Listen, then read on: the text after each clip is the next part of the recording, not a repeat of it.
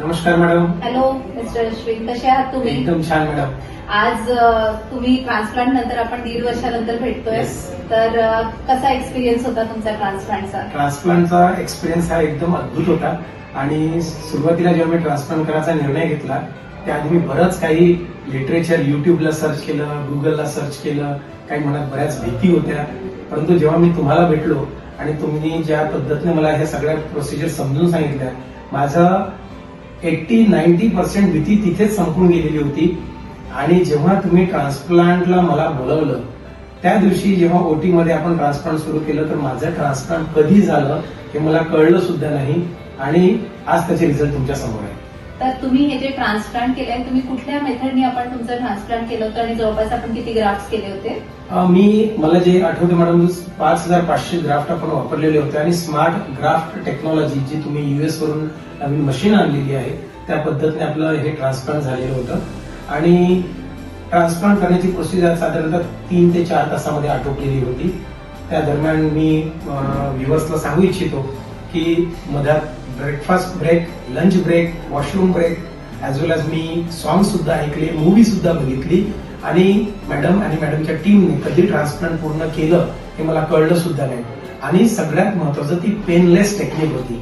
हे सगळ्यात महत्वाचं. मला जराही पद्धतची चेहऱ्याला सुजन, डोक्याला सुजन असं काही जाणवलं नाही आणि ते तशी सूज आली सुद्धा नाही. चला, ही ऍक्च्युली जेव्हा आपण ट्रान्सप्लांटच्या बाबतीत सेफ्टीची गोष्ट बघतो तर पुष्कळ लोकांना सेफ्टी बद्दल शंका असतात आणि जी चेहऱ्यावर स्वेलिंग येते किंवा बरेचदा आपण तुम्ही पण युट्यूबवर बघितले असतील की लोकांना कॉम्प्लिकेशन्स पण होतात. पण आम्ही जे ट्रीटमेंटॉलॉजीमध्ये टेक्निक फॉलो करतो त्याच्यामध्ये आम्ही लोकांच्या सेफ्टीचा आणि त्यांच्यासाठी प्रोसिजर खूप कम्फर्टेबल, पेन फ्री असावी या गोष्टींवर आमचा पुष्कळ हे असतो. आणि जसं तुम्ही सांगितलं युजली कोणालाही कुठल्याही प्रकारची स्वेलिंग येत नाही. आपण बघूया मॅडम की मार्केटमध्ये जे लोक प्रोफेशनल नाही आहेत ते लोक पण आज ट्रान्सप्लांट सर्जरी करत आहेत. पण तुमच्यासारखे प्रोफेशनल डॉक्टर्सच्या माध्यमातून जर ही सगळी प्रोसिजर केली तर याचा कुठलाही साईड इफेक्ट नाही, आपल्याला याचा कुठलाही त्रास होत नाही आणि ते अगदी सेफ आणि सिक्युअर आहे एवढं मला लक्षात आलं. अच्छा, एक शेवटचा प्रश्न मी तुम्हाला विचारू इच्छिते. आज तुम्हाला बघून कोणी हे ओळखू शकतं का की तुम्ही हेअर ट्रान्सप्लांट केला आहे? खरं सांगू का मॅडम, मला कोणीच म्हणत नाही की तुम्ही ट्रान्सप्लांट केलेला आहे. अनेक वर्षांतर भेटलेला व्यक्ती म्हणतो की तुमच्यामध्ये काहीतरी चेंजेस दिसत आहेत. मग त्याला जर आम्ही सांगितलं की आम्ही असं केलं तर नाही, वाटतच नाहीये. तर त्यामुळे मी खूप खुश आहे. चला, छान.